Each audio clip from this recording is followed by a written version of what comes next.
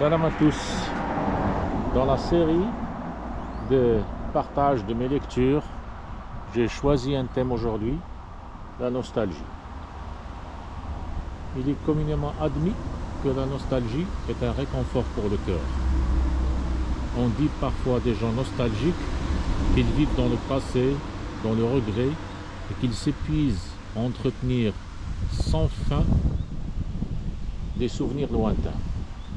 Or, la nostalgie que l'on peut ressentir à certains moments permet plutôt de nous remémorer ces moments de bonheur dans notre vie. La nostalgie est en effet toujours éprouvée au souvenir de moments heureux et vécus avec des personnes très animées et qui parfois ne sont plus. Voilà ce qui fait de la nostalgie un sentiment si bienfaisant et réconfortant. Il ne faut pas confondre mélancolie et nostalgie. Il arrive souvent que l'on confonde la mélancolie et la nostalgie, alors qu'elles sont pourtant bien différentes. La mélancolie tend à s'incruster dans l'être, comme si une personne demeurait prisonnière de son passé, voilée d'une souffrance pouvant s'apparenter à la tristesse, voire à la déprime. Les souvenirs liés à l'état mélancolique demeurent généralement plus longtemps et peuvent également revenir de façon plus récurrente. La nostalgie, pour sa part, est un phénomène plus passager, volatile et souvent associé à des souvenirs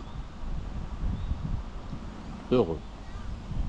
En dépit de l'émotion ressentie, elle nous procure du réconfort, un apaisement et un bien-être. Il ne faut donc pas perdre de vue que la nostalgie est un phénomène positif parce que heureux sommes-nous d'avoir un vécu associé à l'affection et les beaux souvenirs.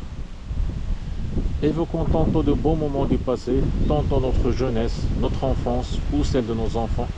Ces souvenirs toujours riches et intenses nous rappellent aussi des personnes particulièrement significatives qui nous font revisiter un lieu, une époque ou un moment charnière de notre vie. Il y a aussi les vertus de revisiter le passé.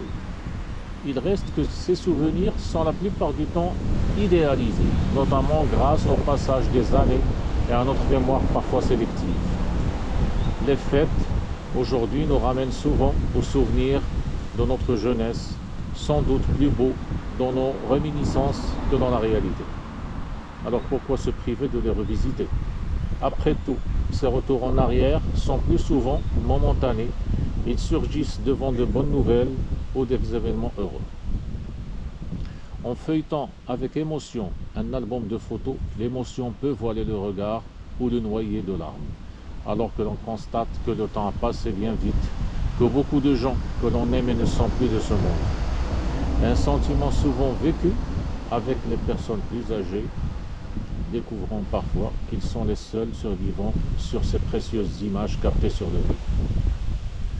À cette période de la vie, si les amis d'autrefois ne sont pas toujours remplacés, la nostalgie permet de les garder bien présents dans nos souvenirs et nos références. La nostalgie, elle a ses raisons.